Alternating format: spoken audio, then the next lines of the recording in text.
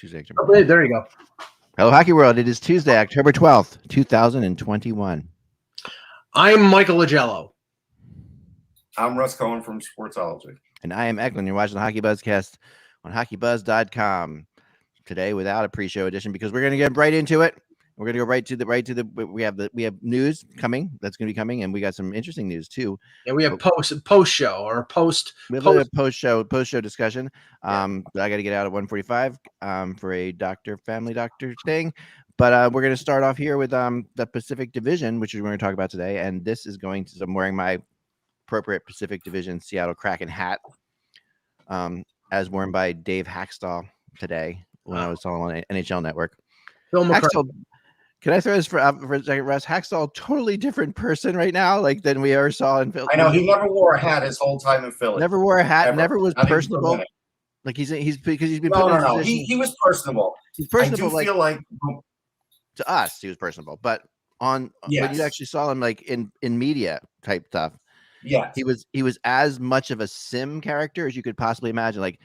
I grew up playing the Sims games on computer, and he looks like a sim man, Dave Hackstall. He looks like you know what it is? I think things are more relaxed in Seattle than they were in Philly for him. It was his first job, and he had to sort of keep it close to the vest for a while, and I think it had to do with that. Yeah, maybe that was it, because he was in Philly. He looked nervous all the time to me when he was in front of the cameras. Yeah. He never gave anything. Oh, he was the worst interview. I thought the worst post game ever that the Flyers have had. Great. Well, it probably was a good thing that he was in Toronto for 2 or 3 years, because he didn't get a chance to talk to the media, because their policy is that the assistant coaches don't talk to the media. So maybe, and also the pressure there too. I mean, talk about going from a Philly pressure cooker to the Toronto pressure cooker. Yeah, but the pressure really wasn't on him. It was on Bad. Nobody was blaming Dave Hackstall for stuff. No, they weren't. It's true, but he definitely. I mean, but he's talking out there. He's talking about he's going hiking with his family. He's on media. He's just saying all this kind of stuff. And I know my buddy Captain EO. You guys know his son was on Hackstall's daughter was on his son's team when they played youth hockey, and Hackstall and he would carpool. They would carpool their kids back and forth, even though he was a reporter also covering him. But so I knew Hackstall was a good guy. Well, he's got complete job security there. He's got 3 years at least. So it really is a dream. It's a dream job. It really is if you're a coach to go into a situation with an expansion team. I mean, how much fun is that? That's literally. But anyway, we're going to start off this division. But I will pick Seattle to be 8th. You're going to pick Seattle to go? No. I will not. Okay, you will not. You will not. I'm not going to go to either. It is a tough one for me to say today because it's one of my favorite teams. But I got to go. They're a friggin' disaster. I got to go with the San Jose Sharks in 8. Sharks are an 8th place team. Yeah, it's impossible not to. They are a disaster right now. They really and it's a shame. I mean, they still have some good players. They still have some players. I mean, they have some better players than other 8th late. I mean, Well, I think that's the reason William Eckland made the roster, and I think he has a chance to stick. He's one of the few guys from that draft that I think has a chance to stick. Yeah, at least he's going to get 9 games or so because of the opportunity. Yeah, and and I'm all happy for William Eckland and everything like that. But I think that I raised him right. But I think that really when it comes down to it, let's just get that out there. Come on, it'd be fun. Let's just go with it. Pretend it's true. Illegitimate son. Let's see if someone somewhere in the actual media reports it someday. I'm going to tell your wife about this. Actually, my son. Yeah, it's actually my son. Anyway. Well, okay. Let me just give a quick breakdown here. Yeah. Next to Buffalo and Arizona, I don't know if there's a worse goaltending tandem than Adin Hill and James Reimer. Arizona's worse. No, I said next to Arizona and Buffalo, meaning Arizona. Arizona and Buffalo might be worse, but other than that, San Jose's is pretty damn bad. Because Reimer is a number 2, a bad number 2, and Adin Hill was a number 3 in Arizona. And now he's basically the air. But I think there's something to Adin Hill. Yeah, I think this tandem is still better than Detroit.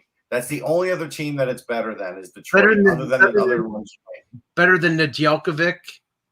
Yeah, because Nedeljkovic is still largely unproven, and he had a great defense in front of him. I like him, but what if he has struggles with the defense that's in front of him in Detroit because it's not quite set yet? I won't agree with that because Thomas Greiss is the backup there, and we know how he loves Thomas Greiss. No, I mean, yeah, but come on. But to be fair, Aiden Hills looked pretty good in preseason. Yeah. So I don't want to just bury a guy just because he's on a bad team. The only thing that could unseat this prediction of them finishing 8th is if Erik Karlsson becomes Erik Karlsson again. Then, he might help them win enough games that they get out of 8th. But honestly, with, the decline of, some of their defense, Burns is 36. He's still an offensive player, but defensively he's a mess. Vlasic is slow. Karlsson is injury prone. Their depth at forward, and the fact that their best forward last year may never play again or may not play this year because of off the ice situations. So they're a train wreck. They're a train wreck right now, and they've never been a train wreck. I mean, to their credit, I mean this is a team that ever since they entered the league, I think that's because of Doug Wilson. Doug Wilson's done an amazing job, and it really was. I think it would always would have stayed that way. But Doug Wilson was basically forced after they went to the Stanley Cup Finals. Was forced to, like, the ownership started saying, put some big money out there. And if you look before that, Wilson had like a $5 million, $6 million cap on players. There was always a thing. Players didn't love playing there, but everybody there basically made the same kind of money. Marlowe and Thornton could have made a lot more money in their career than they did. They played out there for discounts many, many times over. And so this is, so there are, I mean, and then, so we're all with my next team here, moving up the ladder into number 7 is, this is where I'm putting the Seattle Kraken. And I think that, that's where I put him too. Put him there too. Okay. Mike, you have him. Who you have at 7? I have Anaheim, but I'm sure that you guys have Anaheim at 6, and I have Seattle at 6. So okay, so I guess we could. I guess what we should do then is talk about why we think each is better here. I really do like a lot of Anaheim's players. Like, and I think that there's a young group there that's going to be better faster than we expect them to be. Like, some people say, like, Anaheim's 3 years away. I think they're like 2 years away, and I'm giving them, like, I think they're a little bit faster than they're going to be a little bit better, quicker than other people are giving them credit to be. I think there's a chance. I mean, Zegras is there. He's still learning from Getzlaf. You still have John Gibson. Right. You still have a largely good defense, but it's crumbling a bit compared to what it used to be. And you do have some offensive players that are definitely getting better every year. Mm-hmm. So it is a mix. Yeah. I like the youth, but I'm always skeptical in terms of the youth producing right away. Like, Drysdale got a taste last year. He'll improve. And he'll produce this year, though. Yeah, Sam Steele got a taste in the last couple of years. He'll improve. I don't know how long Mason McTavish is going to last, but Zegras should establish himself. But I look at them and I'm like, okay. And Gibson usually, will play great in the first half, and then he gets worn out, and they fall behind, or he gets hurt because he's being played too much.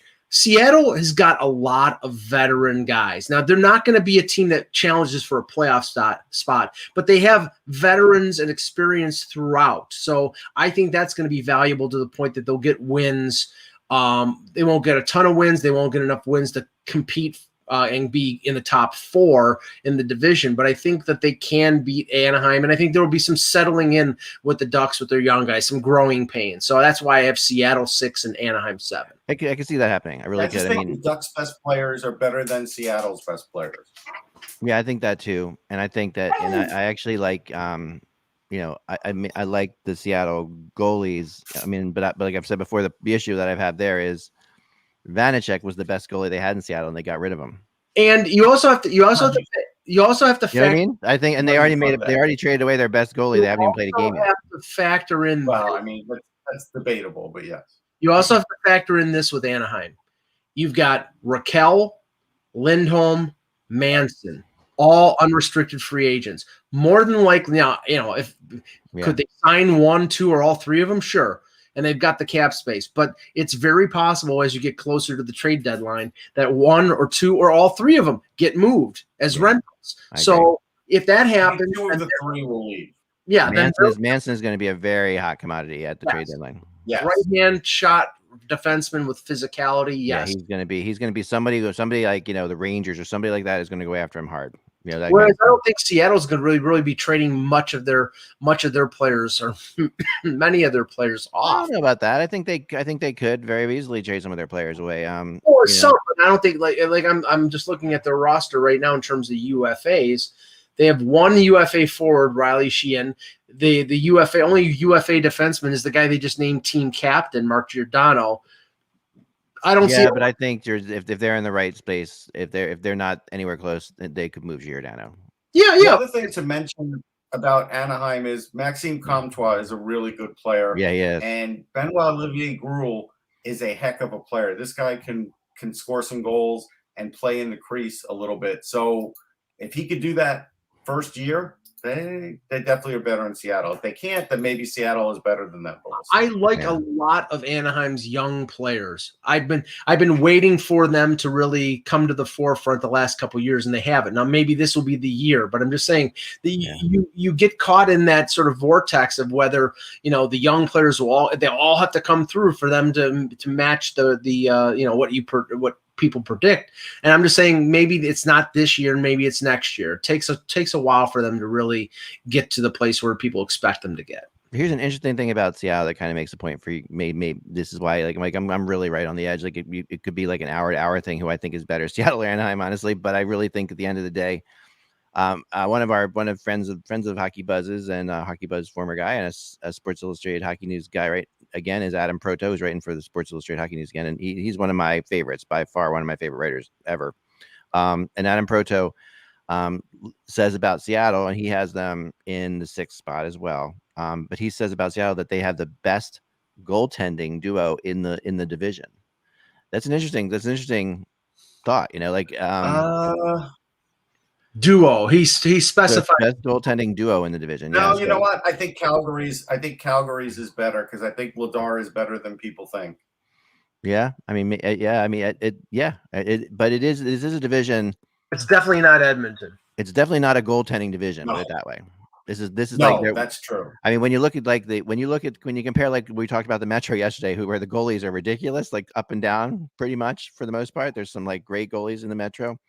And there are some great goalies in the Atlantic. I mean, there's great goalies, and of course Central. I mean, this division where it lacks the most is goaltending. I think that's really where it just completely falls. There's not a superstar in here. I mean, the Kings might have. I know. Kings might have a better duo. I was going to say, I know that Jonathan Quick is fading, but you know what? I'm a big Cal Peterson fan, and I think he's a really good goaltender. So a fading Quick and Peterson to me is better than Seattle's. Yeah, I mean it all depends what you think of Grubauer and what you think of Dredger. At the end of the day, like I really do think Dredger's better than Grubauer, but it's going to be. But it's going to be because he's making more money, and they signed him to the he's a star right now. I mean, whenever you watch the Seattle broadcast, they always mention about Grubauer, being a Vezina guy, finalist, and all this stuff, and everything like that. What he did last year and everything. I just think that they are definitely they're hanging their hat on that right now. But they got themselves one of the best goalies in the league, and it's something that's very important for an expansion team, and it does make them hard to place in this. Because the goaltending could help them out a lot in this division, so it does make them hard to play sometimes. But I still don't think they're a playoff threat. I don't. Yeah, I have LA at 5. Okay. I think the Byfield injury really hurt them. I mean, I think they were depending on him but I do like the additions that they made. Arvidsson and Edler. I just don't know if there's enough there. For them to beat the other 4 teams that I have ahead of them. I mean, it's very possible. If Peterson has a really good year and, some of the young players really come to the forefront, they've got the difference between them and Anaheim is that LA has got the veterans like Brown and Kopitar and Doughty as sort of a support structure to the young guys that they can fall back on them, and that'll get them wins. But I just don't know if there's enough there besides those guys to really get them in the contention for a playoff spot. Yeah, I I've think got the this Kings. is. Go I ahead, was gonna Russ. say I've got the Kings 4. At five. At five. Who would you have at I'll five? get into Vancouver, but I think their goaltending is better Well, than people think too. So who's in fifth place for you, Russ? Oh, fifth place. Sorry, I have the Kings in fifth. Kings Sorry. in fifth. Okay. So do I actually. So all three of us have the Kings in fifth. Yeah. Yeah, they're not. I don't think they're making the playoffs. No, I think they're going to be. I think they're going to be better though, and I think they're going to be better than They'll people be better. think. I think that the question is, there's not going to be two playoff teams out of this division. Obviously, there might not be. There might not be not two wild card teams. So whether or not I think it's going to be an even split 4-4. But we'll talk about the. I do think it'll be 4-4 too. Yeah, it really could be because there are going to be teams that are easy marks to get points on in this division. Right. Okay, so 4 for me is Calgary. Same here. Wow, this is rare for us to be in such an agreement with a division like this. I know. Now, I like some of the additions that Calgary made in terms of Blake Coleman. I guess Trevor Lewis as a sort of a depth guy. I don't like obviously lose Giordano and they're replacing him with guys like Erica Branson. They're definitely trying to go in the direction of Daryl Sutter, which means more physical. And like I said, I'll have a box of popcorn sitting there watching Calgary and Edmonton beat the crap out of each other because that'll be appointment TV. But I don't know whether it's a lot to hope for that Goudreau and Monahan and Kachuk all bounce back at the same time and have the years and meet the expectations. It's possible. I just don't know if it's likely. Yeah. I like Mark. I like Markstrom's. I think Markstrom could be the best number one in the division, but it's a lot's going to be. He's going to have to play 60 games because probably Vladar will play 22, 23, 24 games at most, something like that. Yeah, I don't know. A lot of things have to fall into place for Calgary to make the top 3. That's why I have them 4. Yeah, I think a lot has fallen in place for them to make top 3 too. Although I think they'll be battling with the team I have in third closely, and that is Edmonton. Mm-hmm. I think Edmonton, Calgary, back and forth will be a battle, and I can see Calgary. If my guy comes through, Mangiapane, if he comes through, and has the season that I'm talking about, then Calgary does maybe make it into the top 3, and Edmonton falls to 4. If they're depending solely on Mangiapane, they're in trouble. I mean, he's a good player. I know. They need the guys that I mentioned to really step up. If it's just Mangiapane, they're going to end up. Yeah, I think that'll. I mean, I think. And I do like Vladar. I do like Calgary's goaltending. I agree with Russ that they might be the best goaltending. It's really tough to duo as far as that goes. Because I think Markstrom is the best goalie in the division. But yeah, and what was that? Russ, did you have Edmonton at 3? No, I have Vancouver at 3. Okay, Vancouver at 3. So I'll agree with Eck here in the sense that it's pretty sad when you have 2 of the top 5 best forwards in the NHL, and you can't finish any higher than 3rd in the worst division in the NHL. But that's the Edmonton Oilers, because honestly, I have them finishing higher than 3rd. So I know. You counterpoint to my point, but their goaltending is hideous. I do not expect Mike Smith to repeat what he did last year, getting a year older. If they're depending on that, God bless, but I don't think that's going to happen. Koskinen is a sieve. Their defense arguably got worse because they traded Ethan Bear. The Clefbaum is, they lost Adam Larson to free agency. Clefbaum is probably done at least this year, but maybe for his career. And what did they add? They added a 37-year-old Duncan Keith.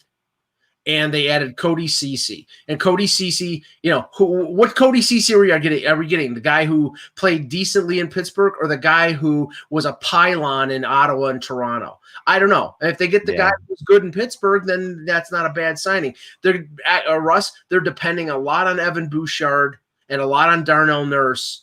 Their forwards are really good, but I don't see them. I see them having trouble making the playoffs.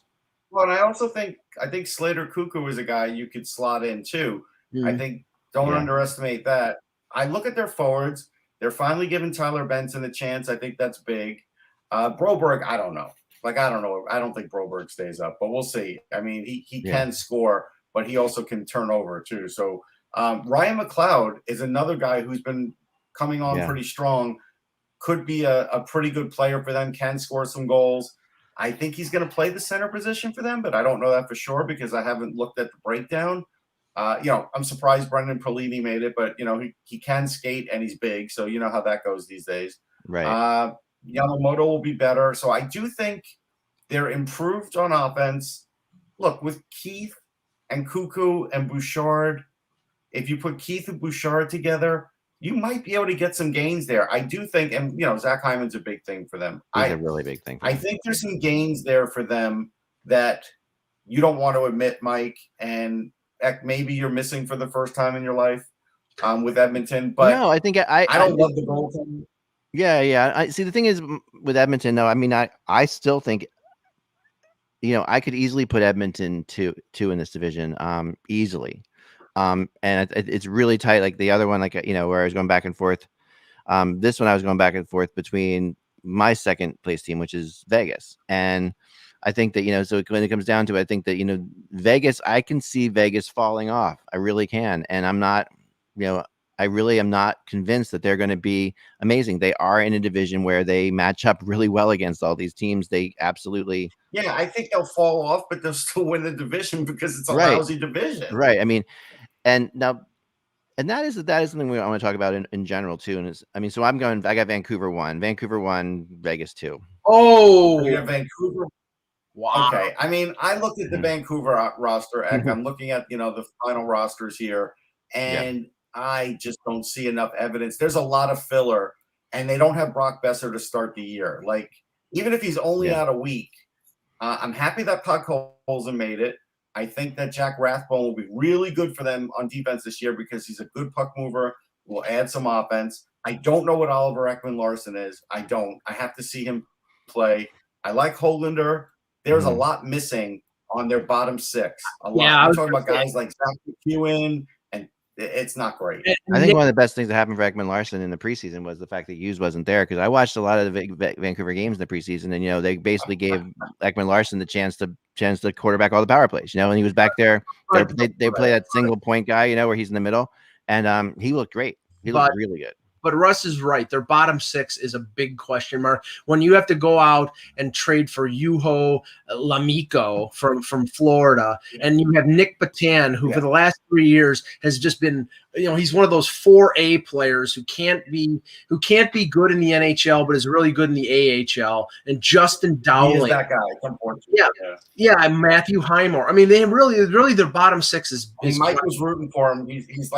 He's one of the only Italian guys in the NHL, but Mike was rooting for Patan. But he's not Italian, is he? Well, I don't know. His family owns an Italian restaurant, so maybe he's not. But I don't know. Patan sounds French, but all I know is that I like their top six. Pettersson's got to stay healthy. That's always a big question mark with him. Connor Garland, if he can translate what he did in Arizona, and there's no reason to think that he can't. Oh yeah. Then he's pretty good. Yes, Russ is right. They need Besser back, and their defense, I mean, they're really, really rolling the dice that Ekman-Larsson is not spent. And if you look the last 2 years, his numbers have declined. Now you can make the case that he was sort of mailing it in, like, oh my gosh, yeah, the last 2 years. Yeah, looking to get to the golf course in Arizona.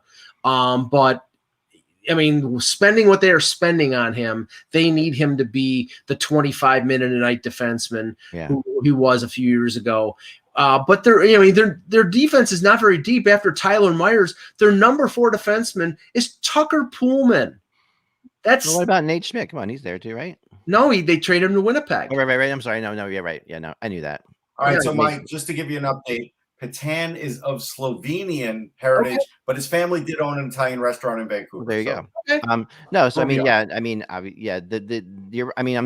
not debating a lot of the facts you are throwing at me about this team. That doesn't like. But there's an emotional aspect to this team, I believe, that is going to be see I mean, when a team goes through what they went through the last couple years, like we tend to forget that in the bubble, 2 years ago in the playoffs, this team went to the conference finals, right? This was a team that actually showed what they can do when some of their better young players are playing at the top of their game, and when and Demko can be amazing. Like, he has the ability to be absolutely incredible. And you mentioned this guy yesterday, Eck, and Renaud Lavoie just tweeted out that there still has not been a determination by the Canucks on whether they're going to sign Alex Chase on a PTO. So that is just ridiculous. I mean, that and that's something I'm betting that they are. Cap related. It has to be. That's what I'm thinking, that there's a point at which they'll be able to, like when they put some guys, maybe they can't yet on LTI. I don't know. Is there something we talked about that, right? That there was going to be maybe it's somebody who they want to get through waivers, because otherwise somebody should have grabbed him. Like I can't imagine like watching him play. He's definitely. I mean, considering all the other players that are being signed by other teams, Chiasson would be better than all of them. Yeah, he's way more serviceable. Like the Flyers go out and get Chiasson instead of Brown. That's a whole different ball wax. Yes. I think that they have to have an agreement there, because the only reason I can see he hasn't signed someplace else. So it and I'm banking on him being part of that team. He have the Brandon Prust kind of agreement. Like he'll skate around for a while and hopefully find that spot. Prust never did for the Leafs, but maybe Chiasson will. I mean, unless he's just pulling out for more money or something, unless he wants more than they're willing to pay, and there's some kind of stalemate. I don't know what their cap space is. I'll look. I don't know. Maybe there's a contract stalemate. I don't know, because he's good enough. He's good enough for that team. They were playing him on the first power play unit through most of the preseason. Like, it's kind of crazy to think about. The guy you were, and I know you want to see what he's about. You want to give him chances and stuff like that, but it wasn't well beyond. This is a problem. When, like the other day, they said the Flyers have 43,000 in cap space. It says the Canucks have 0. Yeah. Zero. But who's going on LTIR? We talked about this. Ferland, right? So that terrific signing of a few years ago. Right. But he's not he's a couple $1 million, right? So he's like a big over three. Right. So yeah. I think Ferland, when they have to. Maybe they have to wait to put Ferland on LTIR to have enough space to sign. Actually, Cap Friendly is counting Ferland on LTIR. It is. Yes, they are. So right, well, that's interesting. Yeah, they had them at 0. Yeah, they're right. They're over. So they've got him, and they waived Hamonic to send him down to the American Hockey League, because apparently he's having some family issues, which has been the case with him the last few years. So I heard he doesn't want to play. And Brandon Sutter is on LTIR too. So wow. All right. Well, the only thing they could do to bring in Chiasson is get rid of somebody. Right. Yeah, they're gonna have to dump somebody. Well, maybe they want. I mean, if not, I'm really, the rest of the NHL should be ashamed of themselves for not taking him. Like if Chiasson is not completely tied in there. Well, he's been around enough that people know what he is. Yeah, but like Buffalo, come on, like there's teams out there that could definitely use him. Buffalo didn't claim Barboulay, and he was good enough to step into their lineup. So I think he would have been on the third line. You have to be convinced about Buffalo that their goal this year is to suck. Their goal, I get that. Their goal this year is to develop their young players but lose. Watch the Panthers jump. Yeah, I mean, there was no way you could ever attempt to compete with those goaltenders that they have. So we could start there. Yeah. Somebody's gonna. I remember Steve Chiasson. Funky says I remember Steve Chiasson as well. Yes, I do. Definitely. Well, we'll see. But anyway, so I've been 10-2. I do, and I have Vegas winning this division because it's not a good division. It's the worst division in hockey.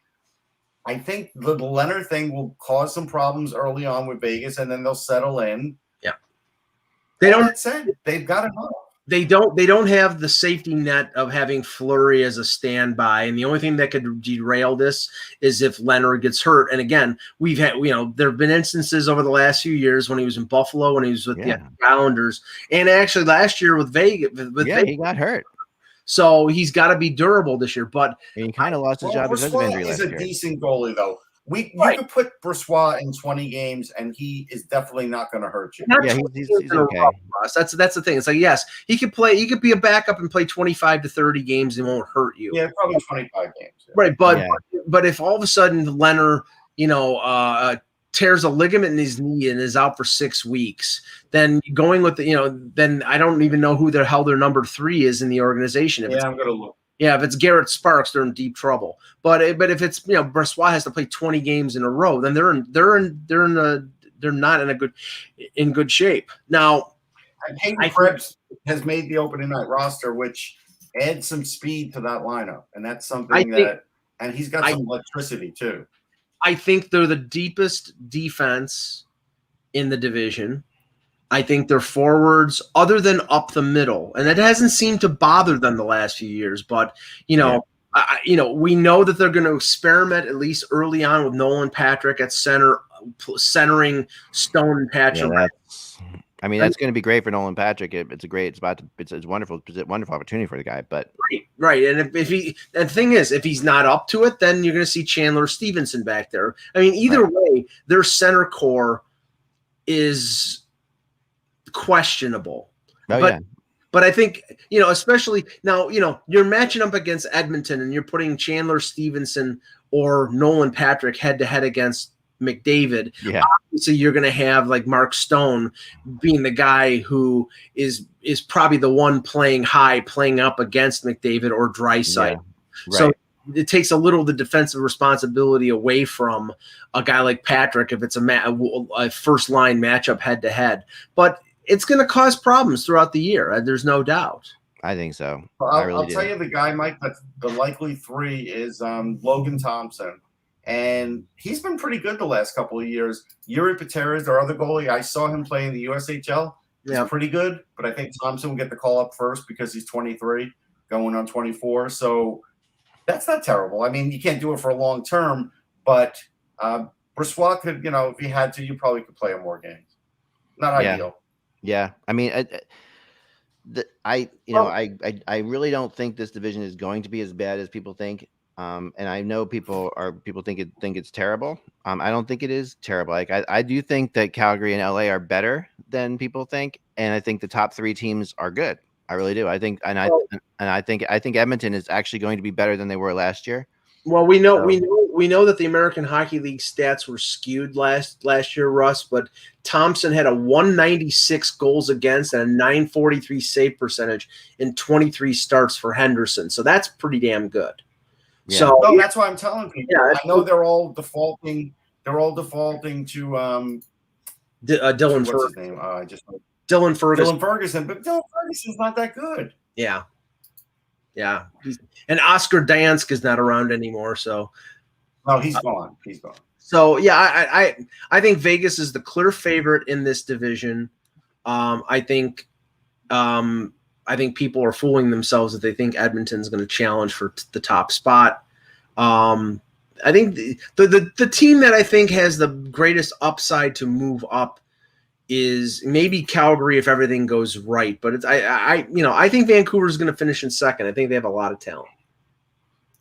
Yeah, I know. So you think you put Vancouver in second, but you just said how bad they were. No. I like Demko. Mm-hmm. Every team in this division has question marks. That's for sure. I think Vegas has the least amount of question marks. Yeah, I think you're right about that. But I do think the other thing you have to take in consideration with Vancouver is what they went through last year with the COVID was so horrendous. Like they went through it was, and having to end the season the way they did, playing out these games, it was just terrible. Yeah, that was brutal. It was brutal, and I think that sometimes that does make a team come back with a little bit of a vengeance in their minds. Like I feel like this is a team that's ready. I feel like if some of the trades they made, I even think that goes right to the general manager of him saying like, we're not going to screw around, we're going to go for this. I sort of think that's overrated. No, don't get me wrong. They went through a horrendous situation with COVID. They had to play a whole bunch of games in a row. They had to rearrange their schedule. I get that. That type of challenge is tough to get through. I think now they're not even looking back at that. I think they're just like, okay, it's nice to have a normal regular season. No, I think it's gonna be great for them. I think, and I do see a path for. Yeah, go ahead. I just don't see a path for Vancouver to take the division, though. I think that's a bridge too far. I think they are good, but I think it's a bridge too far. Yeah, we'll see. I'm excited to see how they look. I mean, I watched the game the other day with them in it, and it just I watched like 3 or 4 of their games because I wanted to see if I was where I was going to go with this because I had this feeling about them. And I did get the impression that Oliver Ekman-Larsson's good. I liked Connor Garland he looked great. He looked really good. Yeah, Garland's good. That's a great ad. No and question. They played, most of the preseason without Peterson and Hughes, and it was just when they came back, they looked good right away. It was just when it's going to be better power plays in the league. Yeah, no question. Yeah, and Demko is has the ability to be something special. In the last few minutes before you have to go, Ak. Yep. The big news of the day was the signing of Nick Suzuki to the 8-year Mack contract. And I Russ and I talked about this briefly. I think this is a really smart move for Montreal because they get Suzuki on the 8-year max. They're not paying him a ridiculous amount of money compared to some other teams. I think he's 22 years old. So at 8 years, you're getting his entire his entire prime. You're getting all of it. At the end of this deal, he's 30. Right. And it's a nice AAV. Yeah. He's got all the skills and tools of a top center that you'd want. No, I don't think he's got speed. Yeah, I don't think he's going to be a 100-point guy. I think he probably is going to be a 60 to 75. Yeah, 60 to 70, 75-point guy, but you're not paying him a ridiculous amount of money, and he's a good two-way center, and they're gambling on him continuing on the path that he has been, and I think that they're right to do that. Now, this contract tells me one thing. It tells me all this talk of, well, Shea Weber's only out for the year. No, Shea Weber's done.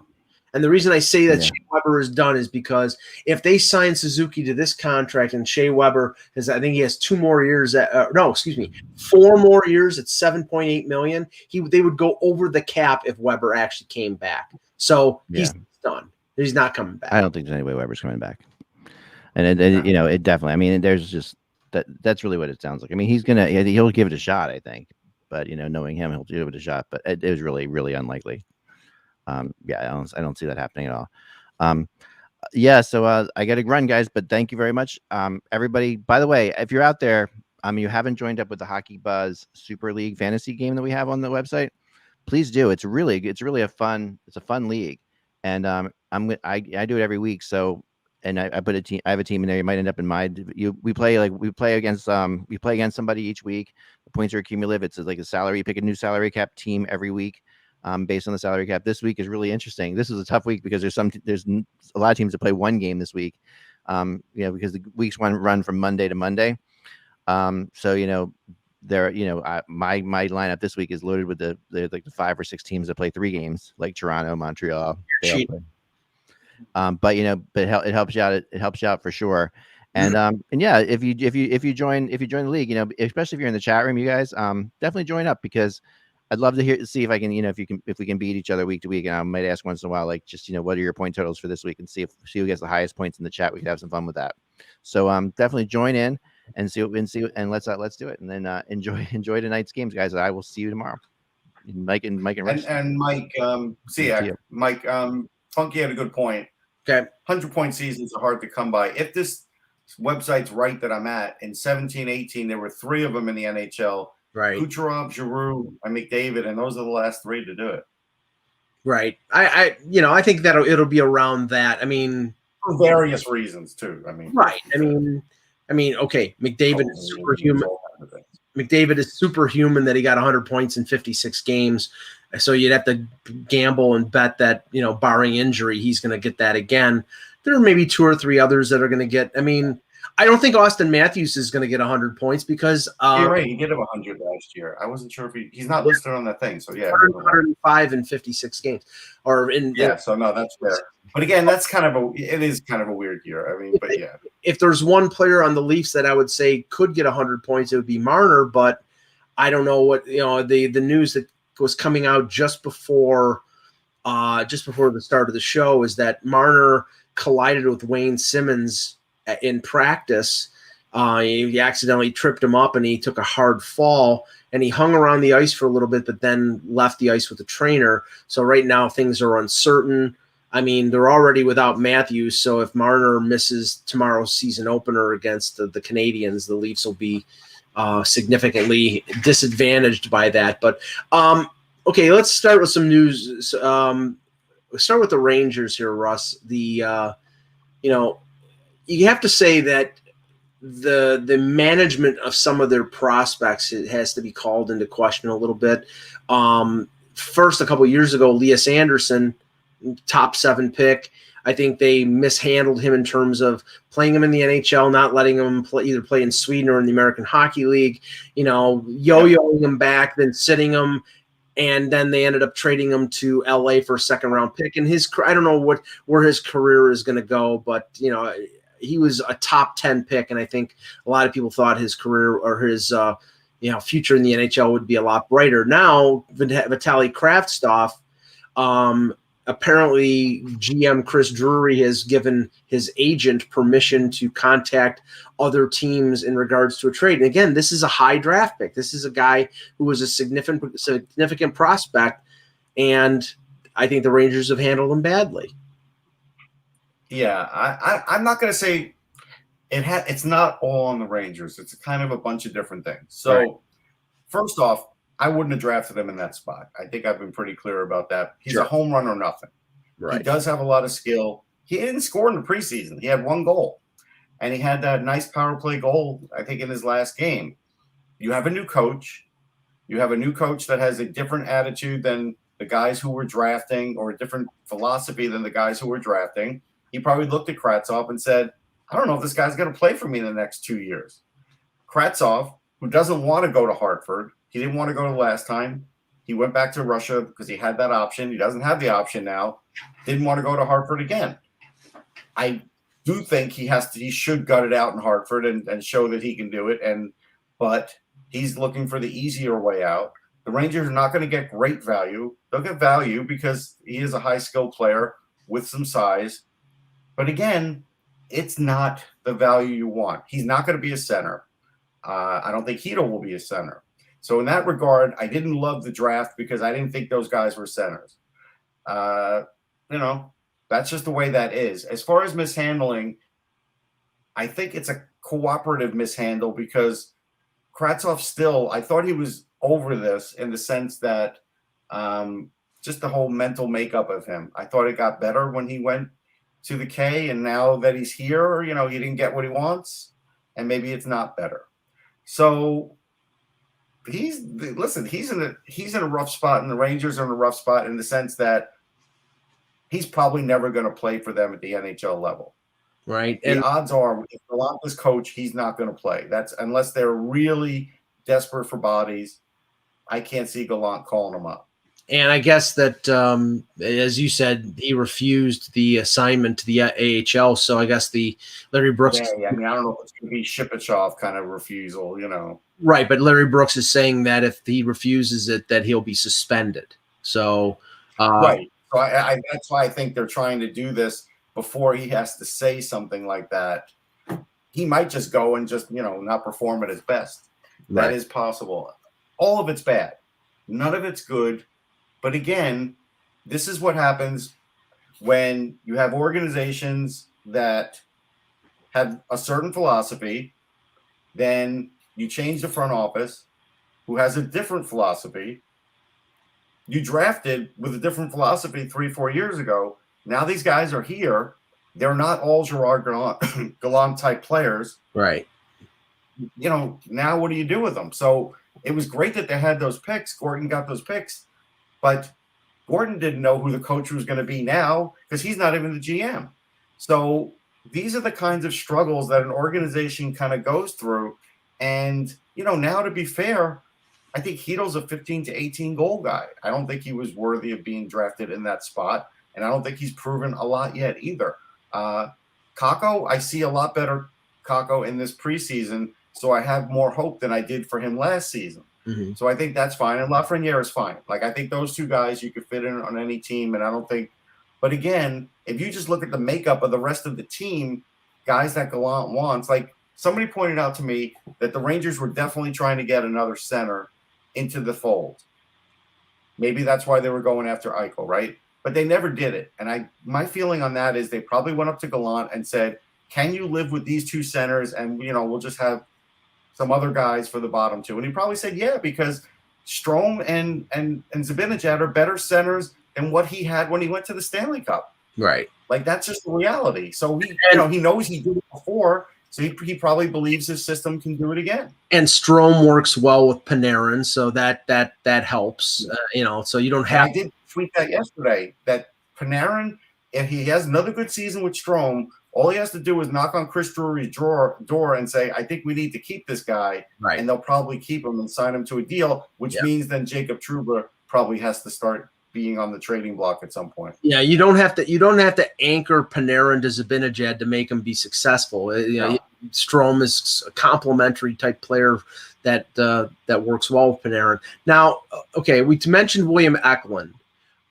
There's a number of intriguing first-round pick prospect types from this year's draft and from the last couple drafts that are going to make their debuts, NHL debuts. Now, Eckland, we mentioned Mason McTavish with Anaheim, Cole Sillinger with Columbus. Cole Perfetti apparently has been told he's going to play against Anaheim, so I think that's his NHL debut. Marco Rossi, I believe, made the Wild, so that'll be his debut. So there's a number of these players, Russ, that I'm intrigued to see, if they're ready or if they need a little more time. Like someone like Rossi, I think is ready. He just has to prove that he is back from COVID.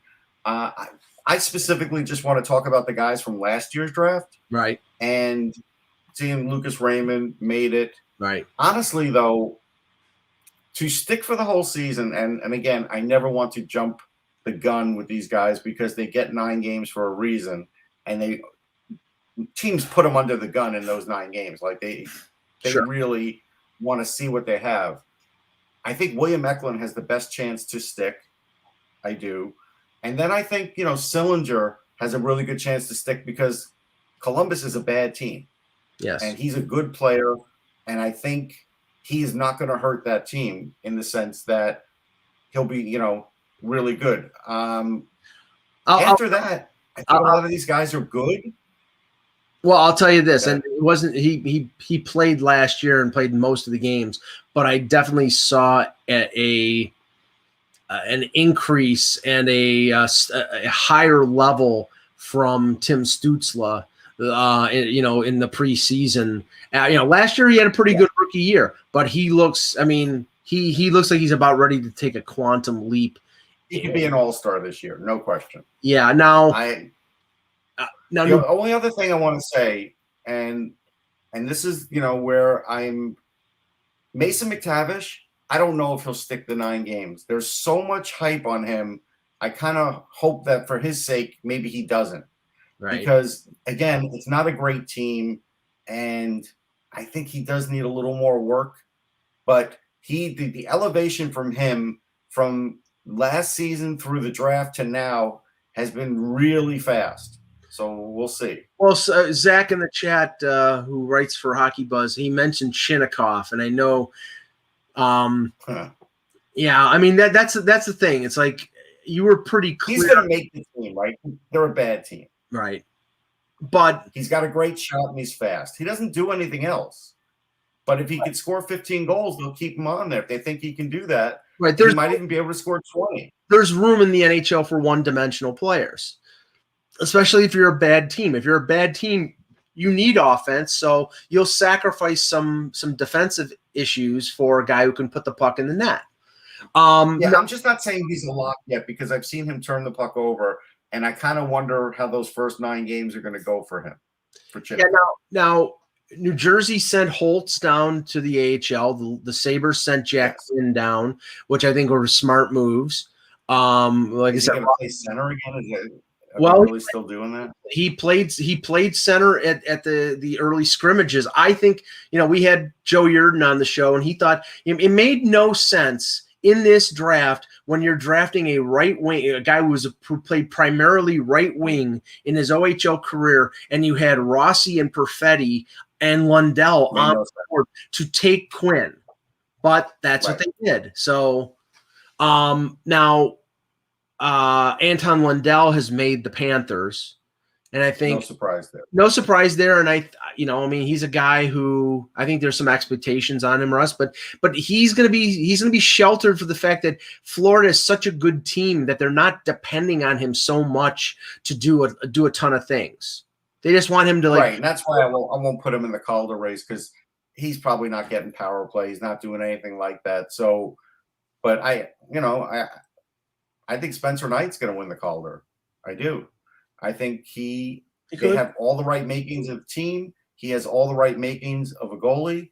I just think that that's sort of the way it's going to go. But these second-year guys will definitely, prove more than the last year draft guys. And that's just, that's just a normal cycle for it. So I'm not shocked that he made the team. I'm happy for the kid. I think he's really good. Yeah, Dylan Holloway had an injury, so I think he's out something like 3 months. Now Braden Schneider, he played decently in training camp. Yeah, he was okay, but as physical as he plays, you want him to have more man strength. He did everything else well. He skated the puck well. He moved it up the ice. He didn't make mistakes. I liked his, he had the head on the swivel, all those things. But he needs to be physically stronger for the type of hockey that he is used to playing.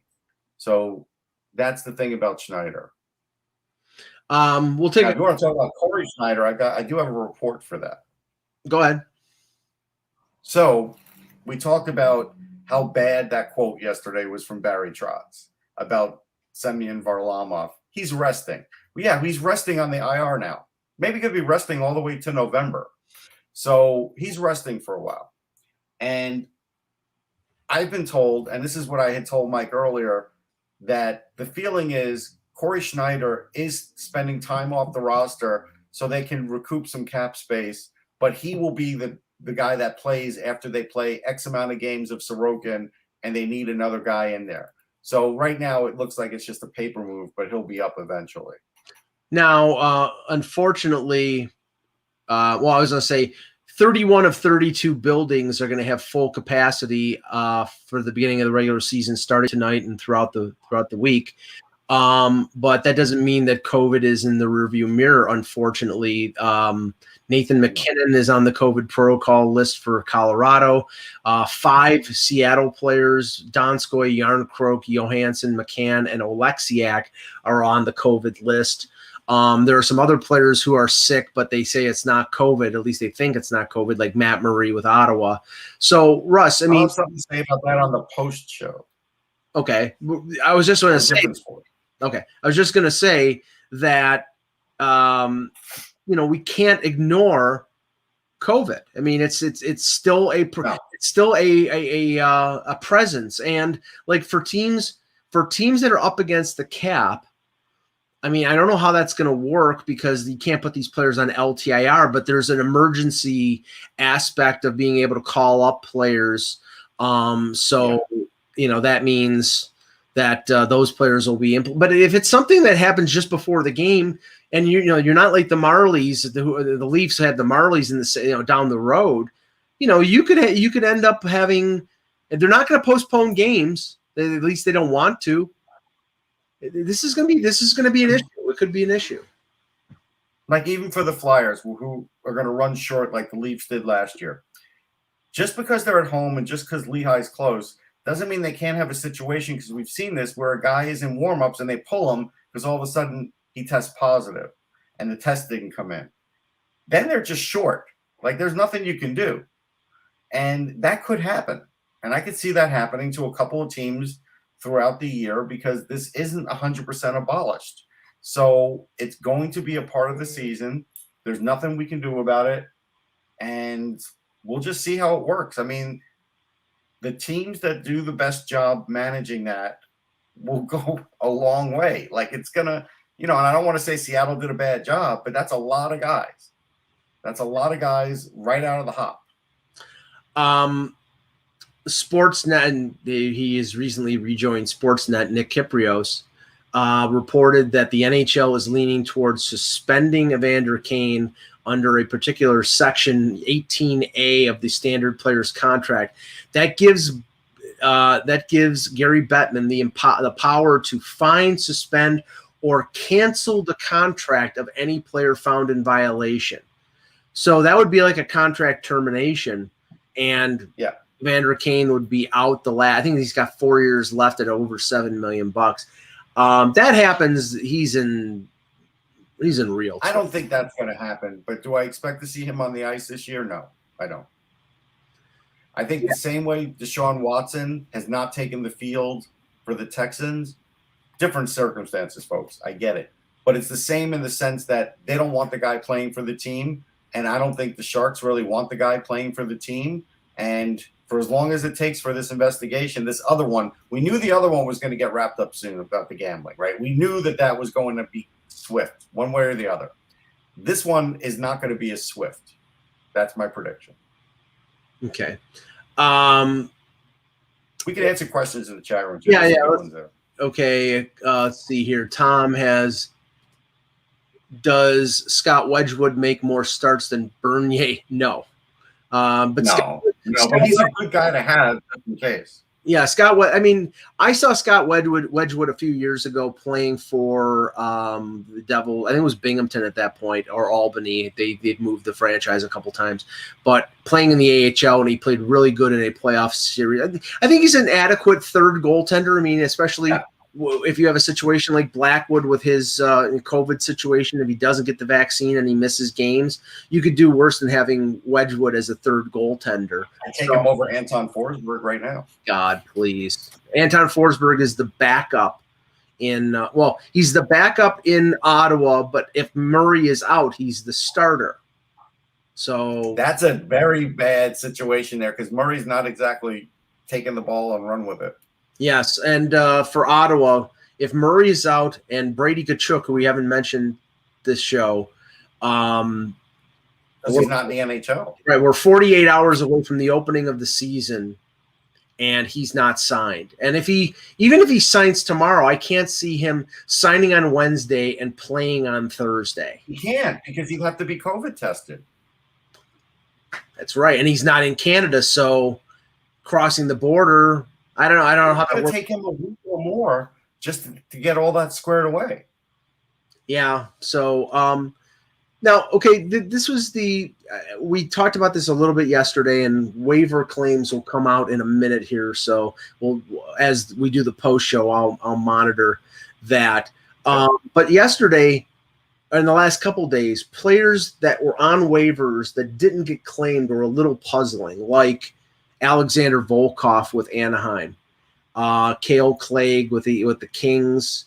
I mean, the players always sneak through the cracks, but especially Volkov for us. I've always been high on him. You know, Tampa knew they were going to lose him on waivers last year, so they traded him, and Anaheim got him through. And I'm surprised that. Somebody's saying Michael Kempney. Kempney was making over $2 million. I understand. Right, that's why he made it through. He'll still play in the NHL somewhere because he's still a good offensive defenseman. It's just they saw what Fayavari did and said, you know what, let's send him down for a while. Maybe we can make a trade, or maybe we'll need him later. But it gives them cap room too to maneuver because I'm sure the Capitals are pretty close to the cap, if not right there.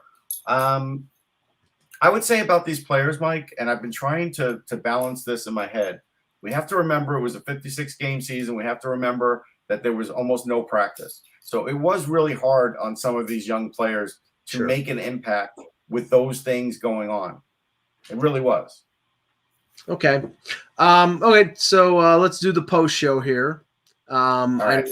Go ahead. You got a couple things, but you start. Got a couple things. So let's talk about Kyrie Irving because now – the Nets have decided unless there's a change in his philosophy, he will not play at all because he wasn't going to be able to play in Brooklyn. Right. So then there was a talk and he can't practice with the team in Brooklyn. They said he could. They said he could practice. They said that he was approved for practice. He could practice, right? Right. But then maybe he would play on the road. But the team decided that's not good for the team, and I agree with that. You can't have a guy popping in and out of the lineup like that. And just playing road games and not being at the home games. Because even if you're practicing with the team, great. You can't play in the game. So it's like, what are you practicing? So at the end of the day, they're now forcing Kyrie Irving to make a decision, and now that decision's up to him, but it's not going the way people thought it. Now, in the most shocking one I think in the world, and as far as the world of sports, Ben Simmons is back in Philadelphia. He showed up outside the Wells Fargo Center. He has to get COVID tested, so he's not back in the Wells Fargo Center yet, but he will be in a couple of days, and he will be a member of that team because he decided he didn't want to miss any game checks. Yeah. So that's what got him back. Now, is he going to be heartily booed every time he gets announced before a game? Yes. Is he going to get booed during games? Yes. Is this going to be one of the tougher situations we've seen for any athlete in any city? Yes. And he brought it upon himself. And you know what, Russ? That's going to help facilitate the trade, because the last thing that the 76ers want is that kind of negativity from the fans every home game when they announce, Joel Embiid, yay, Ben Simmons, boo. They don't want that. They don't want it. They're probably going to announce him last. I wouldn't list him as a starter. No, you do it. Well, I would let him, because you don't have to announce him, right? If he's the backup, right? I would have him be the sixth man just so I don't have to announce him at the start of the game and let it, and obviously he'll still play his amount of time that he's going to play. But this way it keeps some of the booze away. Now, going back to Kyrie, because I have, Yes. I've witnessed entitled athletes before, but nobody like Kyrie Irving. Over the last few years, the guy. Ben Simmons is close, though. You have to admit.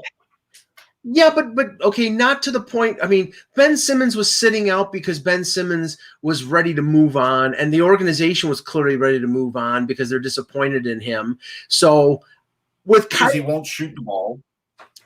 Well, because he doesn't have the confidence to, apparently. And they don't want him to shoot the ball because he's bad at it. But Kyrie, I'm going to sit out because of the oppression of African Americans in the U.S. I'm going to sit out because Donald Trump is president. I'm going to sit out because of this or because of that or because I don't want the COVID shot. Give me $1 for every time this friggin' guy has an excuse not to play. You know what? He does have a lot of things. Yeah. I don't know if I would know who Kyrie Irving is if he didn't have all these off the court things, honestly. Apparently he's a very intelligent guy. He went to Duke. But his inability. He's right. It does go back to him and LeBron. It does. Yes. That set him off on a bad path. Yeah, and he got traded from Cleveland to Boston, and then he didn't like Boston because he thought Boston was a racist town. There's always an excuse with Kyrie, and the thought was that the Nets were going to tippy-toe around this situation because the reason that they got Kevin Durant to come to Brooklyn is because he wanted to play with Kyrie. Well, if Kyrie's not going to be around for 40 games, what the hell is the point of having him? And at the NBA, if you're not, that's a good point. If in the NBA, Michael, we should celebrate. Yeah. Oh, sorry. Go ahead. We should celebrate. Michael Cohen says his house arrest is closing in 40 days. Congrats. Okay. That's nice. I'm glad. One last thing about baseball. Well, hold on the baseball. You have one other thing. Go ahead. I just want to mention it because I think we would be shirking our responsibility if we didn't mention it. John Gruden. After the emails came out, or an email came out with some questionable comments that he apologized vociferously for. Then apparently the New York Times came up with a whole bevy of additional emails that had anti-gay, homophobic, racist comments. I mean, it was a plethora of them. Against the advancement of women, against Joe Biden, you name it. Yeah. So, I didn't know about the against Joe Biden stuff because this was 2011. Oh yeah, that's the latest. This was from 2011, so I don't know if it. No, some of these are more recent. Some of them more recent. Okay. I don't blame him about the anti-Joe Biden ones. but no. When you would have said what he said about him, you would have been better about it. Right. Yes, I would have been more deft in my commentary. Yeah, he was in the gutter about it. Yes, and that's the thing. You can't do that stuff anymore. You can't on the ice make homophobic comments about another player or racist. I mean, you have the first openly gay player in the NFL, and apparently he wasn't on board. Yeah, on the team, and he wasn't on board with it. Like, just this guy is an awful guy. Keyshawn Johnson said yesterday on ESPN before he was fired that he was an awful guy. He said that on his team. He said he played for him, and he was not a good guy. He was right, because even when he supposedly apologized, he never apologized to DeMaurice Smith. I don't think he's spoken to him yet. Well, he did, again, like I think I said when I was talking to you before, he did the typical, I apologize if I offended anybody. He's not apologizing for the actual comments. He's apologizing for offending people. Well, excuse me, what you said was offensive to everybody. In this current world, you just can't say that stuff, even if it's in your heart. People thinking that he's not going to get another job, like that. This is it. Yeah. So, well, yeah. I mean, right. He's his career's. I hope he. Well, I would assume he's settled with the Raiders. He's going to get paid. Yeah, but the thing is, at least some of that money. But it's just really bad. Now, Zach, like I said, who is our Columbus blogger, he says that Mikko Lehtinen is on unconditional waivers because he refused to report to the American Hockey League. Now he's going to the KHL. Yeah, he's going to the KHL, where he was their version of the Norris Trophy winner 2 years ago. When he was with the Leafs, he was signed by the Leafs last year. They kept him on the NHL roster. He played some games, but he was pretty much, situations, pretty much in situations where he was playing, being mixed in and out of the lineup. But, I think his best chance to make the NHL, Russ, was with Jarmo, and because he's a Finn, and he pretty much knew that his career in the NHL was probably over with. He's got a bag of money waiting for him. Yeah. So right. Well, I don't know how much money, and the thing is, some team is going to pay him more than he was going to make for the $70,000 in the AHL. Yeah. He'll beat that.